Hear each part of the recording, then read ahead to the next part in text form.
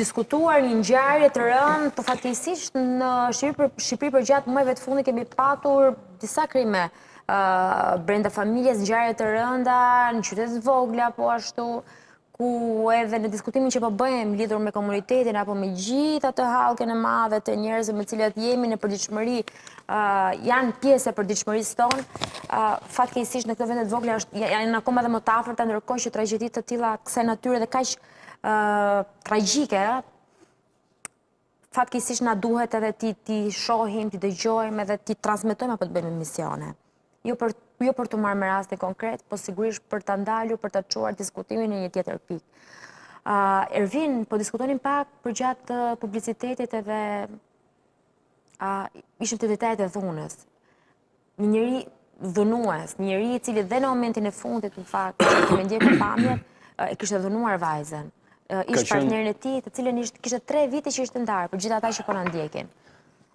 Paktën më duke edhe nga jo se çfarë do të përcaktojnë edhe analiza që do i nështrohen edhe vajzës, ajo ka qenë dhunuar dhe që në momentin e parë që është marrë në automjet nuk dua të jap detaje për të paktën policia sigurisht që i ka këto detaje dhe ka qenë dhunuar, pra që në momentet në banesë, brenda banesës kur ka ndodhur edhe krimi, pra me vrasjen dhe qëllimin mbi 2 prindrit e saj dhe më pas transferimi apo largimi drejt atij terrenit vështirë ku rrethua edhe nga Renea, edhe në automjet, pasi të paktën nga ajo se çfarë ka arritur të shikoj edhe policia të cilën e kishte rrethuar zonën, pra ka ushtruar dhunë edhe në automjet për shkak sigurisht për ta mbajtur në trysni dhe vajza ka qenë me dëmtime në pjesën e fytyrës, të paktën në ato se çfarë dukej dhe në pjesën e gjymtyrëve të poshtme sigurisht dhe ka dyshime pra që nga tërheqja apo tentativa për ta futur me forcë dhe dhunimi i saj pra brenda këtij automjeti.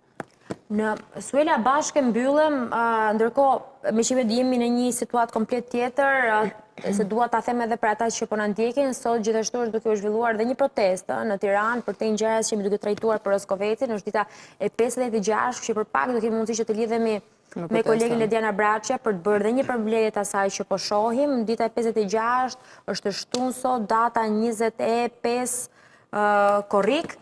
Dhe kolegja për pak do na jap disa detaje nëse ka patur zhvillime të reja, ndryshime, thirrje, gjithmonë kemi ndjekur atë çka protesta organizon, pra marshimin e parë i cili nis nga zona e Sheshi Skënderbej qendrës drejt bulevardit, pra zonës përballë kryeministrisë, më pas krimi i atij podiumit të vogël, në cilin her pas here qytetarët marrin mikrofonin dhe flasin për kauzat e tyre dhe më pas në fund, pas të ndodhe gjitha kjo, kemi edhe marshimin final në për rrugët e Tiranës, zakonisht pak të kjo ka qenë së fundmi. Kështu që Lediana të presim që të kemi një përgjithësim të gjitha detajeve.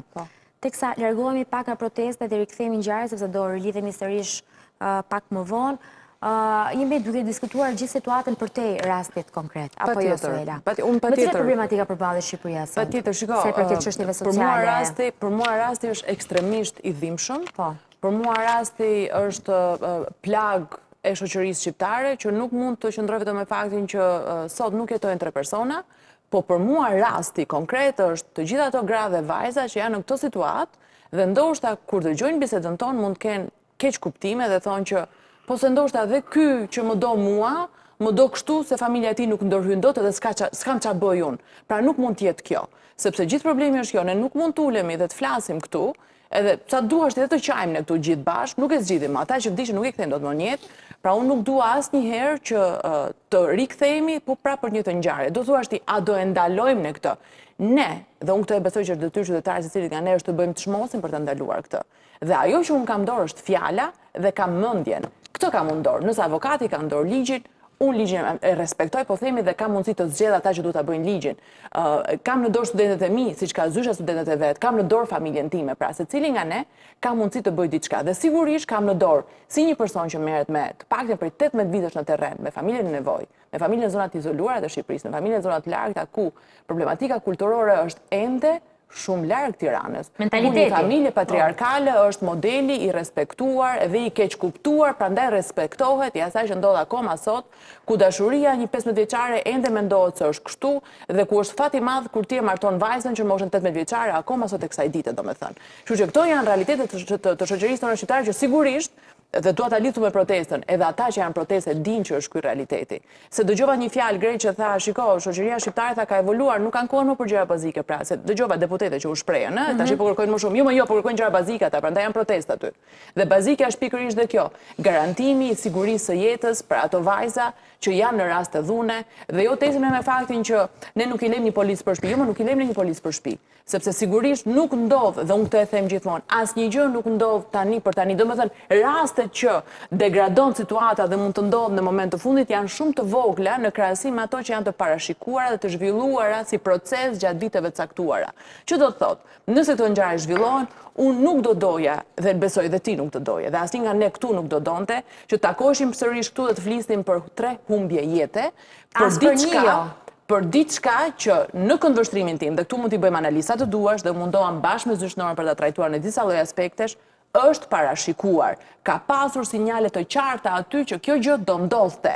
Dhe këtu pastaj në të gjitha nivelet, në nivelin individual të personave që bëri krimin, në nivelin e familjeve të dy palëve, në nivelin individual, më vjen keq që them, po edhe të vajzës që sot është frymon, por që është viktime të gjithë ngjarjes, në nivelin e gjithë shkaje që e rrethonte ciklin e tyre.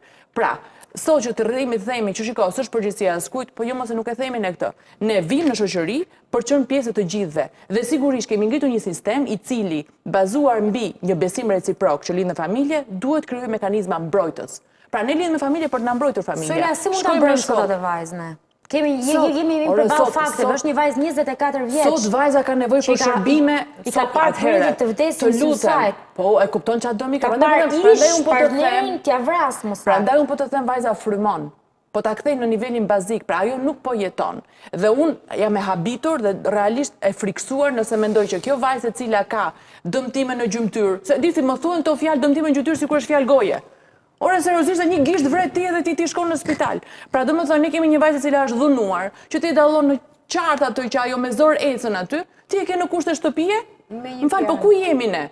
Pra ajo ka nevojë të jetë në një monitorim të vazhduar, ka nevojë të jetë në një mbështetje të caktuar dhe këtu flas edhe parametra shëndetësor, edhe psikologjik, edhe social, por ka nevojë të ndjehet e sigurt ajo.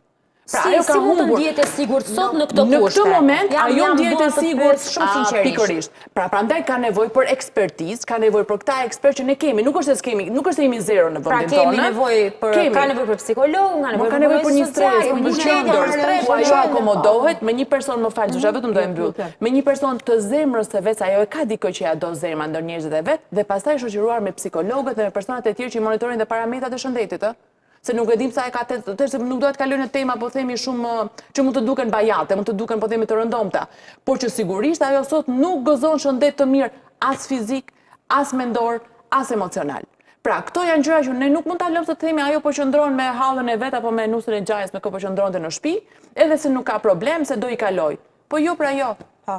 Duhet reagojmë. E thënë ndryshe, është sa viktim, aq edhe paciente.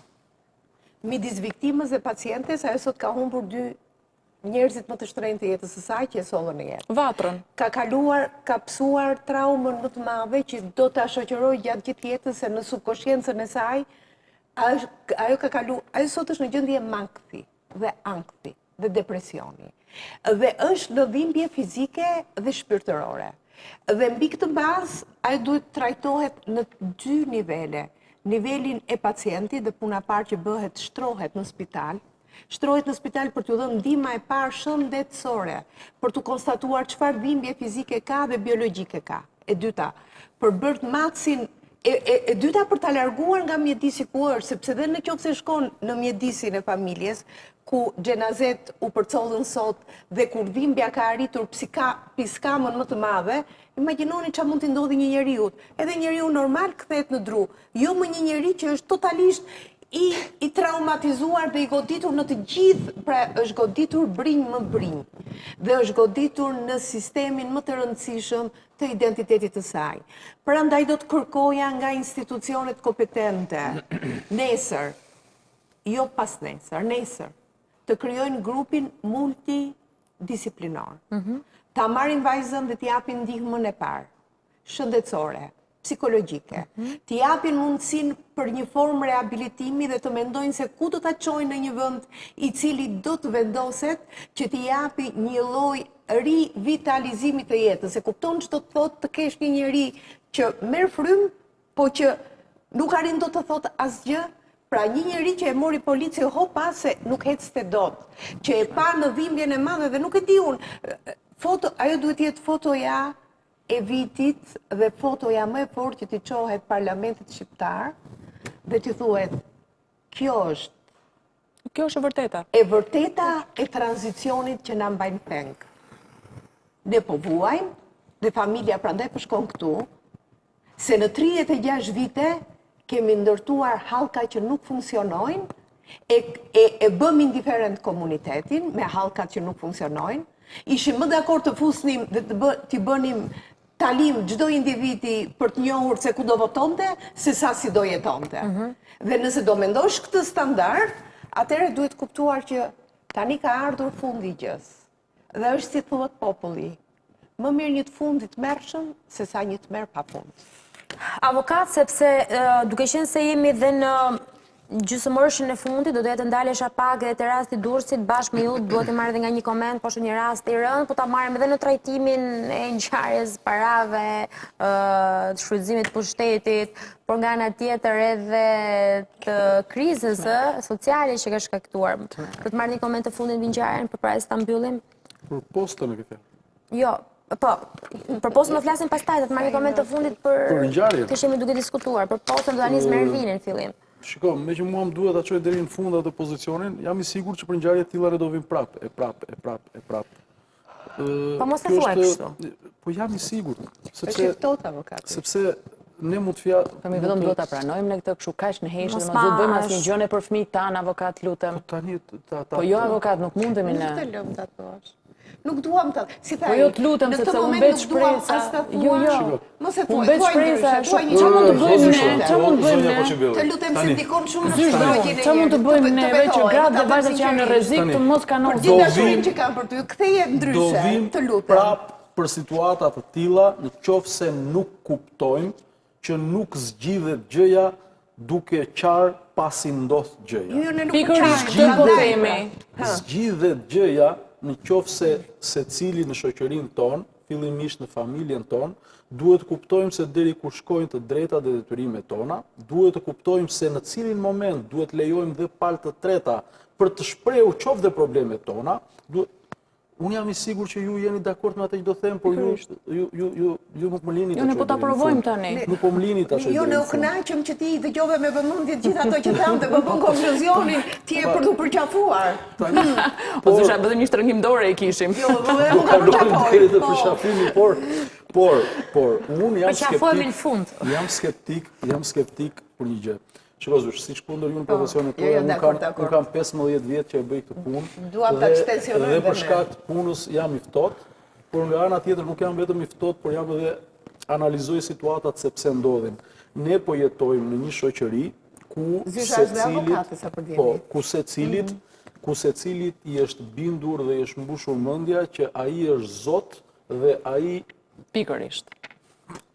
Mos folë. Kaq. Këtu është.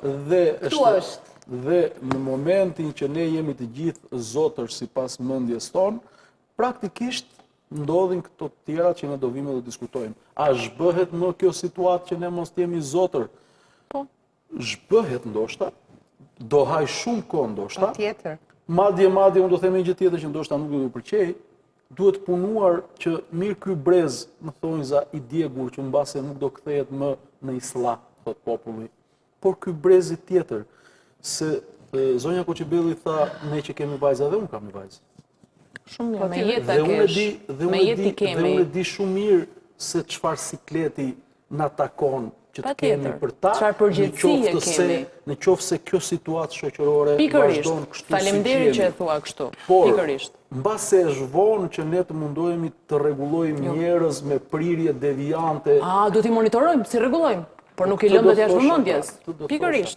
Ne nuk i rregullojmë dot. Mund t'i monitorojmë, po. Por ne kemi mundësi të rregullojmë të brezin tjetër. Pikërisht, sepse kjo është përgjegjësia më e madhe që kemi. Dhe këtë brezin tjetër duhet fillojmë ta rregullojmë ne, absolutisht, prindrit, absolutisht, shkolla dhe më vonë shoqëria. Por Zysha, ju jeni në marrëdhënie me studentët. Po të ma përmbyll, nuk thash ma zjatë të temë. Po qofse ti më lë gjithmonë në fund mua dhe më thua ma përmbyll, Ta përmbyllet. Po njësoj shkolla televizive, si fillim si në fund.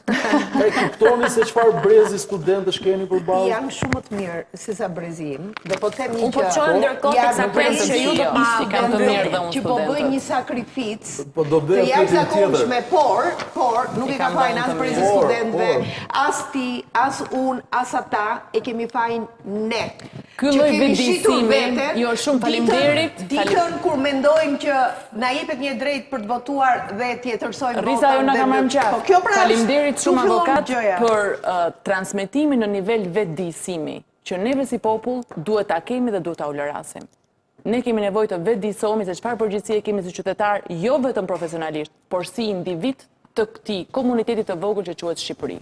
Suela, Nora, Ermal, Ervin, duke qenë se jemi në fund, përpara se shkojmë edhe te posta, thash që do kemi mundësi të lidhemi pak me kolegen për çështjen e protestës. Nuk e di nëse ka nisur ende apo jo marshimi, kështu që Lediana Braçe, e cila ndodhet aty në bulevard, në zonën përballë kryeministrisë, do na jap detajet e ditës së 56 të protestës. Lediana, fjala për ty, më thuaj, më jep gjitha përgjithësimet, detajet e fundit të kësaj proteste, nëse ka ndonjë ndryshim, risi apo detajet e reja po ashtu.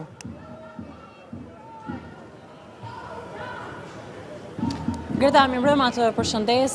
Jemi në bulevardin Dëshmorët e Kombit, ku nga momenti në moment pritet që të nisë marshimi i qytetarëve, i protestuesve, të cilët e vijojnë këtë protestë në ditën e 56. Sot në fakt rruga apo itinerari të cilat ata ka zgjedhur do të jetë një marshim që do të jetë përgjatë Bashkisë Tiranës tek zona e Nëntkaçeve, duke drejtuar më pas tek Mine Peza, tek komisariati numër 3 dhe më pas tek rruga e Durrësit, dhe për të rikthyer sërish këtu ku është bërë traditë tashmë që bëhet edhe përmbyllja e protestës.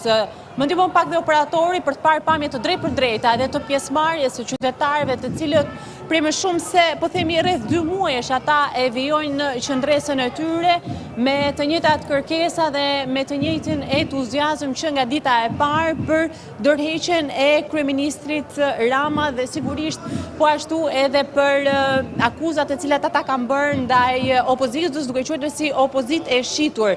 Një protestë e ditës së sotme që duhet thënë që ka të njëjtën pjesëmarrje, ashtu sikurse edhe ditët e fundit po themi.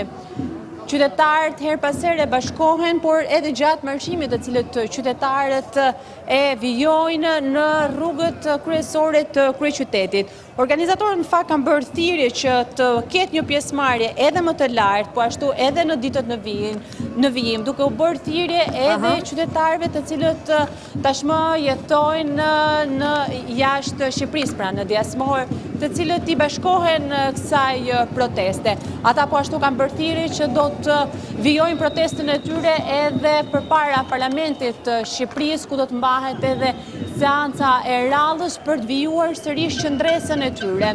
Ne edhe me qytetarët të cilët kemi pas komunikim këtu në protestë, pra në bulevardin e Dëshmorët e Kombit, kanë thënë se sigurisht kanë lënë punën e tyre, shtetet ku ata jetojnë, pra dhe kanë ardhur për të bërë pjesë e kësaj proteste, e cila në 56 ditë ka të njëjtat kërkesa. Nga momenti në moment, Greta pritet që të nisë edhe marshimi, qytetarët kanë pas mundësi fakt që të flasin edhe të mbajnë fjalimet e tyre për të gjitha hallet, problemet edhe kërkesat të cilat ata kanë dhe i kanë adresuar në këto 56 ditë protestës qytetare, e cila duhet theksuar që është protesta më afatgjatë e mbajtur ndonjëherë në Shqipëri. Lediana Braçe, faleminderit shumë për raportimin dhe për gjitha detajet. Do kemi mundësi që ta ndjekim edhe në vazhdim çfarë do ndodh teksa vazhdojnë bëjnë thirrje dhe diasporës, e cila duhet thënë që këtë verë ka ardhur edhe për pushime dhe për të çmallur me të afërmit ata të cilët i ka këtu në Shqipëri, por me këtë rast janë bërë bashkë edhe për protestë. Ervin, do më bashkohesh në let sepse tashmë do ndalemi në një ngjarje tjetër e cila po ashtu ka tërhequr vëmendjen. Jemi duke folur për një ngjarje të rëndë, të çuditshme, me disa detaje ndoshta që enigmatik deri diku, por do ta jap fjalën ty të na shpjegosh. Elizabeta Mataj, kemi bërë një, po e quajmë një lloj kronologjie nga emërimi i saj si drejtoreshe POZ-së Durrësit deri në skandalin e fundit ku janë zhdukur sa mira? Rreth 700.000, por dyshohet më shumë, patjetër. Por dyshohet për më shumë.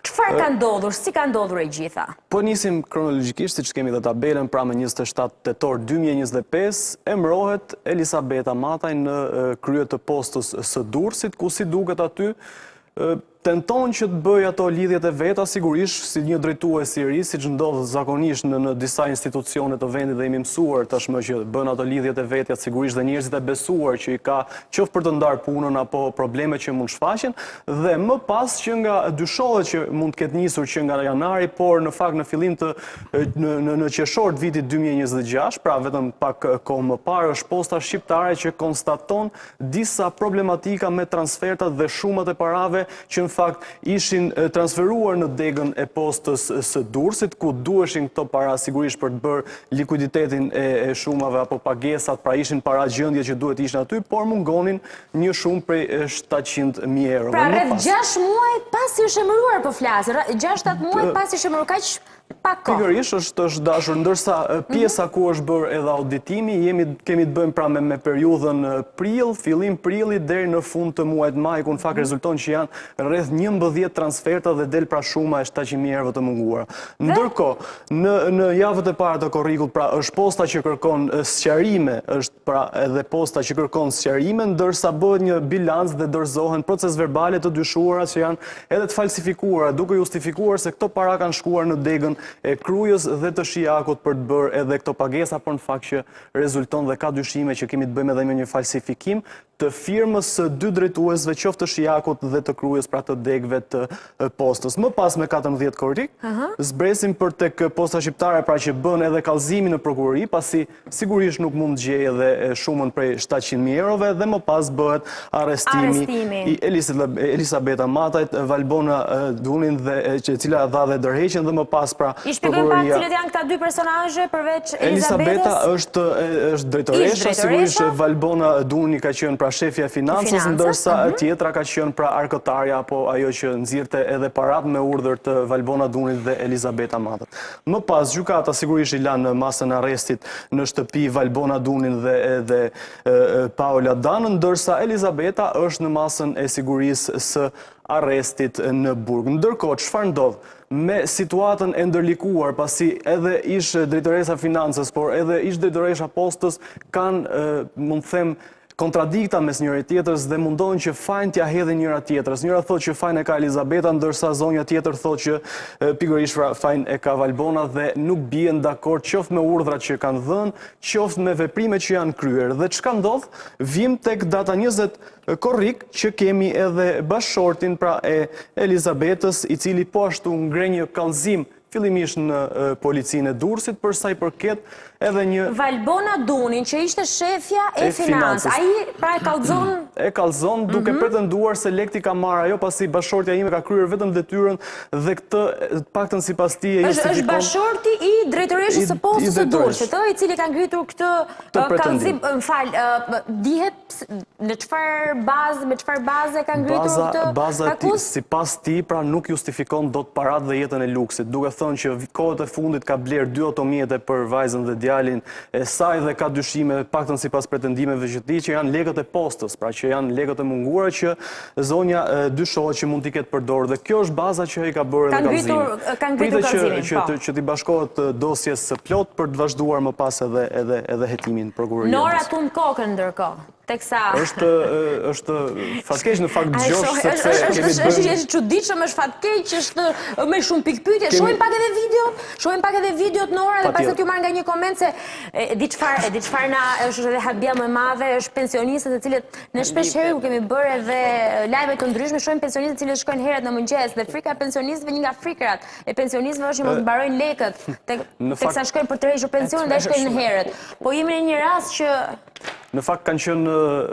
u bë një përditësim i dhënave që nga prokuroria. Ndihmoni pak për disa video lidhur me postë, kemi rreth 3 video, janë shumë të shkurtra, 10-12 sekonda, të cilat tregojnë momente shefja e financës, Valbona Duni, e cila drejtohet tek zyra, ja pikërisht, dhe qesja që ka në dorë, qesja e zezë që ajo mban në dorë, ka dyshimet, paktën sipas prokurorisë, thesi mund të them që janë para për shkak se pamjet filmike dhe data pra që janë filmuar korrespondojnë edhe me transferta që janë bërë pra brenda dhe ka bërë lidhjen pra prokuroria e Durrësit, qoftë edhe policia. Me bank janë bërë transferta? Janë nxjerrë nga banka, nga arka pra dhe më pas janë marrë në formë keshi. Fillimisht pra ka qenë një kompani private që i ka siguruar lëvizjen, ndërsa më pas me pretendimin që i ka kryer gjitha transfertat dhe aq sa parashikohet paktën sipas tyre, kanë filluar edhe lëvizjen nëpërmjet keshit. Çfarë është kjo? Është momenti që futet me festin e zi brenda apo jo? Pikërisht komunikon me një nga personat të tjerë punonjës që janë pjesë e postës së Durrësit dhe më pas pasi qëndron disa minuta me qesën që e mban në dorë dhe më pas e merr dhe drejtohet për në dera jashtme. Në fakt, to janë pamje vetëm kur shfaqet edhe shefja e financës, pra zonja në fjalë, ndërsa prokuroria dhe policia ka sekuestruar edhe pamje të tjera, ku është edhe Elizabeta, pra drejtoresha e postës, që po ashtu shfaqet me shumë të konsiderueshme të dyshuara, pra që mbahen dhe thes të mëdhenj, pra që mbahen, siç e shikonin që ka në dorë zonja, që futet qoftë në zyrën e vet dhe më pas drejtohet për të dalje edhe në automjetin e saj. Pra janë të gjitha të faktura, pavarësisht se ne në këtë moment shikojmë. A kemi një video tjetër regjia, më ndihmoni pak? Ekziston dhe një video e tretë, më duket? Në fakt është një video tretë që ka një ballafaqim në korridor, që në fakt shfaqet ish shefja e financës. E japim dhe një herë atëherë i bie videon e parë, cila na ka mbetur pa komentuar, dhe më pas ulemi bashkë me Ervinin. Kam përshtypjen video e parë. Video e parë, kjo? Është një kënd tjetër, por kjo është ideja pra e hyrjes dhe në një moment shfaqet edhe duhet të theksoj dhe diçka. Pjesa që prokuroria ka bërë pra dhe shqyrtimin, auditimin, është një ballafaqim me drejtoreshën që në fakt si duket tenton të fsheh edhe pjesën e thesit që ka më para. Por shikojmë datën. Këtu thot data 14 janar 2026. Ndërkohë prokuroria hetimet i ka bërë në periudhën prill dhe maj. Çka do të thotë? Sipas pamjeve filmike që ka dyshime që sigurisht kjo mënyrë e nxjerrjes së parave kesh ka nisur dhe më herët dhe mund përflitet për një shumë deri në 3 milion euro. 3 milion euro? Ka dyshime, të nxjerrë në këtë lloj forme? Në këtë formë, por pritet sigurisht. Duke transportuar me qese me kesh, në formë kesh, para kesh, të cilat dilin nga arka, sigurisht me urdhër qoftë shefës së financës, qoftë drejtoreshës dhe më pas bënin sikur i dërgonin në Shijak dhe në Kruj, por legët nuk gjenden askund. Avokat, do e marrësh fjalën ti apo ti jap Nore se dua ta pyes pak për fenomenin social? Apo do e trajtojmë pak ligjërisht? Ka fenomen social dhe këtu. Kjo është vjedhje, po që fenomen. Jo. Jo, ka. E ku? Dakor. Njerëzit e bëjnë. Janë 3 milion euro. Deri në dyshim 3 milion euro. 700 të faktura, 700.000 euro. Po kështu këtë nuk e besoj unë, avokat. Se mban fjalën, nuk e mban fjalën. Me këtë tezën tënde, do them dy fjalë, nuk flas më. Është e pesta herë që ma thua. Kështu që deri avokatin ta flasi ta shteroj mendimin. Do të kemi parasysh diçka. Posta shqiptare është shoqëria aksionere me kapitale 100% shtet dhe është një ndër të paktat institucione që akoma lëviz lek me thas. Sepse gjitha institucionet e tjera, qofshin të administratës publike apo drejtorisë, janë me llogari bankare ose me thesar. Ndjes kështu bëhet edhe për transfertat e tjera? Posta shqiptare vepron me thas, po them, çdo pikë postës shqiptare vijnë lekët me thas, ikin me thas. Ligjërisht? Ligjërisht pra kështu ndodh sot që po flasim ne. Nuk duhet të funksionon. Nuk duhet është gjë tjetër. E di se në bazë të ligjit, jo, thjesht tani e kam përpyetje, nuk e kam. Po s'ka problem. Në bazë të ligjit, Posta Shqiptare funksionon gati si një mini bank në të gjitha veprimet që kryen. Si shoqërinë këto financiare. Po pra financiare, dhe duke qenë se është si financiare dhe me rregulla financiare nuk mund të ketë ajo këto lloj tolerance, pra më duket një çik absurde. Ka këtë lloj tolerance për një arsye. Ata që e kanë bërë ligjin ose këta që drejtojnë postën ecin me idenë se kemi të bëjmë me një klas, me një shtresë të popullsisë, të cilët nuk janë familiarizuar me bankomatët dhe me bankat. Dhe për këtë arsye këta çfarë bëjnë? Veprojnë me kesh dhe u çojnë edhe sot e kësaj dite edhe me kesh. Ose pensionistët në zarf, po. Me zarf, kohët e fundit ka filluar që disa, sepse tani kemi edhe një brez pensionistësh që nuk mund i konsiderojnë pensionistë kur janë në marrëdhënie aktive, punojnë, të cilët i marrin me bank. Por kjo situata këtu është sa qesharake edhe absurde. Pra një drejtues i një institucioni, qoftë kjo dhe SHA, që e di që është duke u kthyer nga kamerat, pavarësisht se i ka apo si ka ajo serverat. Pra kjo është i shprehë ditë vjedhësh, ditë fshesh, nuk di atëherë mos vit. Pra këta duken aq amator sa nuk kanë ditur ta bëjnë këtë gjë, ose aq të gjithë pushtetshëm sa ishin të bindur se kjo gjë nuk do dilte kurrë. Por, duke qenë se nuk ekziston krimi perfekt dhe kur kam shumë se sa një person që realizon veprën penale, gjithmonë krimi do dali, ja kanë futur vetes në një formë apo në një tjetër. Por sa i thon, o malo të hëngër të një, të keqen e kishe brenda. Jo vetëm e kishin brenda, por e kishin shumë brenda, sepse tani rrezikojnë, është në 135 kodit penal vite duke shpërdoruar detyrën që është 2 deri në 10. Në bashkëpunim plus. Në bashkëpunim, nëse mos ta them unë pa u dhënë vendimi 4-5 vite. 4-5 vite për janë 3 milionë euro. Po dalë se nuk e dim se sa do bëhet një akt ekspertimi për ta. Avokat mund të kalojnë Janë në taksatorë, grup ato më strukturuar janë lektorë, kriminal. ato lekë që kanë s'ka problem. Këto do më janë 5 vite për avokatë, për 3 milionë euro. Jeta fusim Imagjino pensionistë Suela. Imagjino pensionistë. Jo mos uzitori, Dakor, e thash. nuk janë, e di çfarë Le e mbylla. E di çka ka ndodhur, nuk është se aty pretendohet se pensionistët nuk kanë marrë lekët. Jo, Lekët i kanë marrë pensionistët, por ndodh që çdo pikë poste ose mbledh të ardhurat, të cilat ngelen aty për shkak të mos përdorimit, ose merr fonde, po jo 3 milionë euro në ditë kanë qenë në vazhdim ato. Në vazhdim po. Nuk jetë për 3 vite, 4 vite, 5 vite. Njësoj dhembin ato.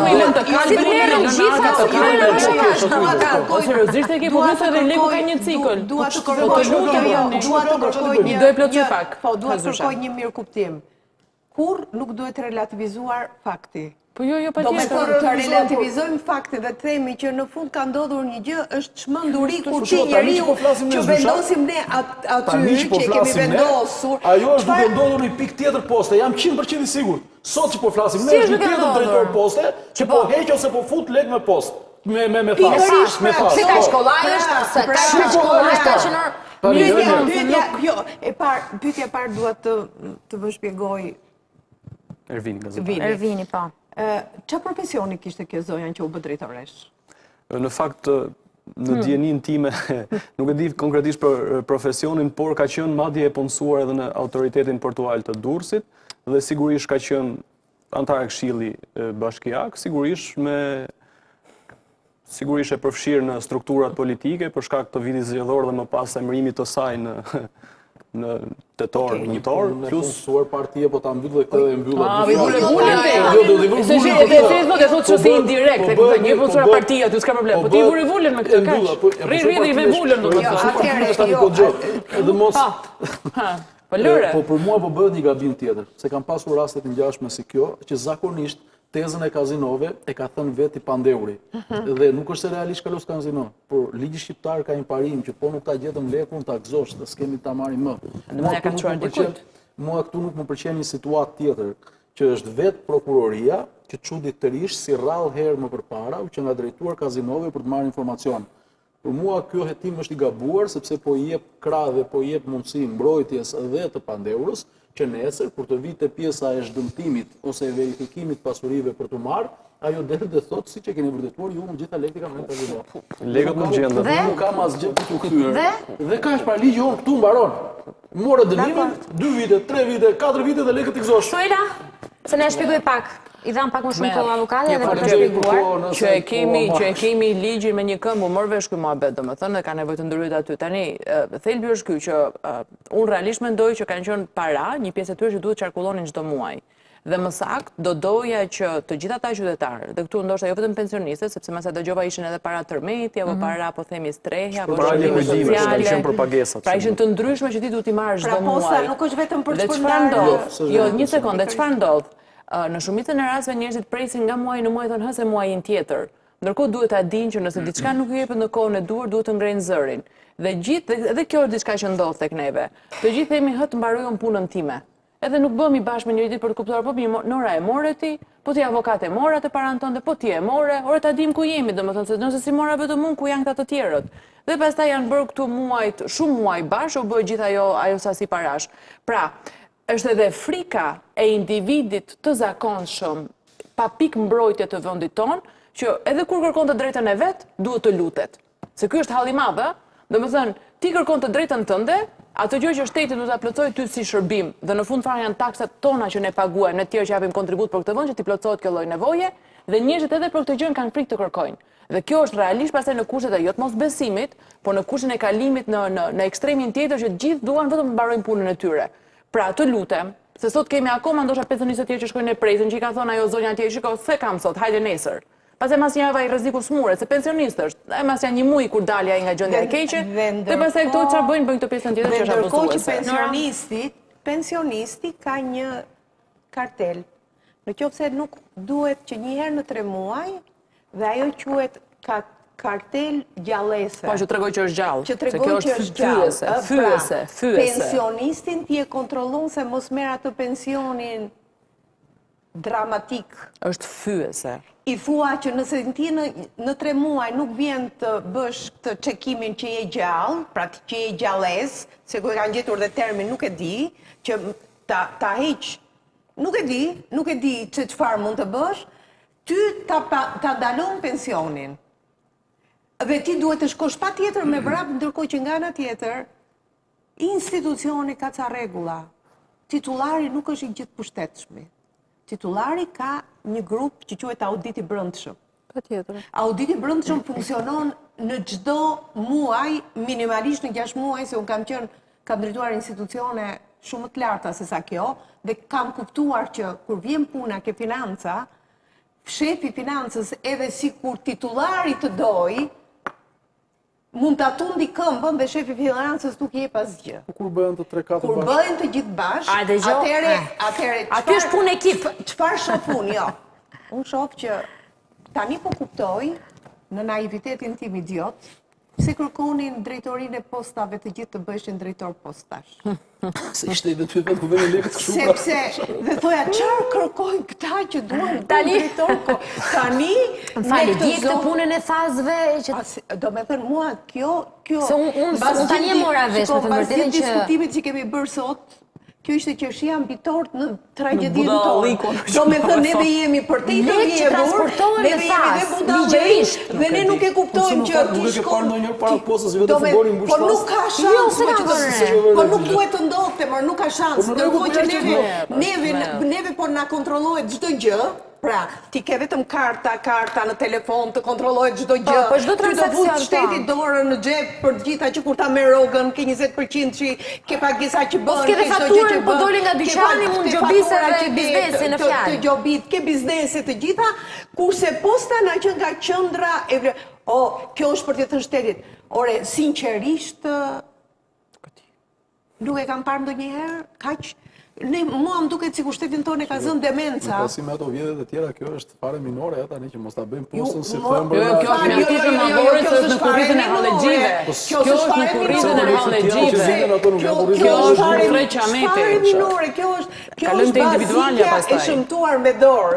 Kurse tjetra është me përqindje dhe tjetra është me interes. Është më intelektuale. Është më intelektuale, kurse kjo është bazikja me dorë. Po lëre për ata se kjo është kulmi i... Tu do e kthejmë edhe njëherë ajo ku e kemi empatinë në sot, tash e imagjinoje ajo buka e gojës e atij pensionistit, e atij që ka të asistentës sociale, të atij që është akoma sot në rrugë të madhe nga tërmeti dhe janë taksat tona, domethënë është.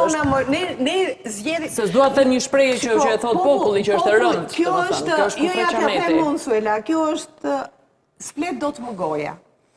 Është një tambash e një taçash. S'flet dot më, nuk flet dot më. Ne veshim me 300 milionë euro të shumë, nuk pikërisht pra kjo është e keqja që ne jo vetëm dhe hallegji, o Suela e di çfarë më dhëm mua më dhëm që themi. Po pra pikërisht prandaj përmenda. Që duhet shkonin për ta. Jo mua e di çfarë më dhëm mua më them që ne themi sa hallegjinja ata që prezent. Jo më zonjë, jo më shpirtim, se si e zonjë, ti je shpirtim. Kjo është të meri i të merreve që ne mendojmë që qeverin duhet na menaxhoj para tona. Ne i kemi vendosur dhe zgjodhëm për të bërë menaxhimin, jo për të bërë hajdutin. Se kjo është hajdutëri e sistemit më të shëmtuar që nuk është dëgjuar ndonjëherë. Se bëhet hajdutëria dhe hajdutëria e nxjerr në këtë format me ca gra të mbaruara. Grup i strukturuar, quhet ky? Quhet grup i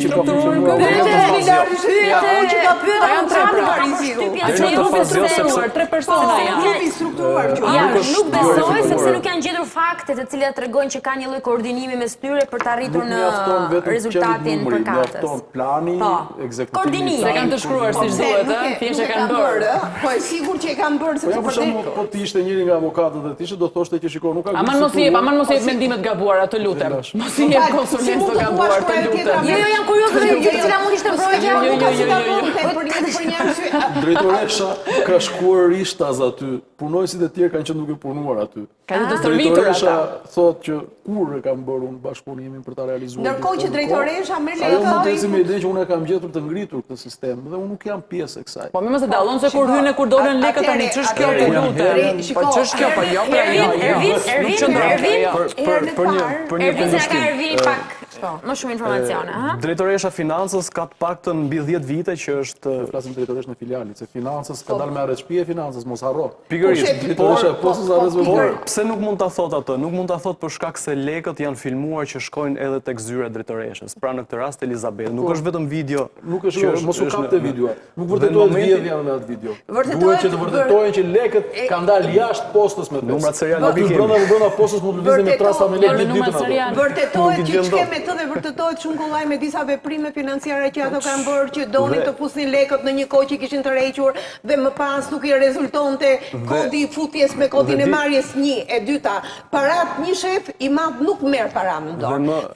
Është e ndaluar një titullar, institucioni nuk merr parat e institucionit në dorë. I ka shefi financës dhe ai e ka përgjegjësinë juridike për ta bërë këtë gjë.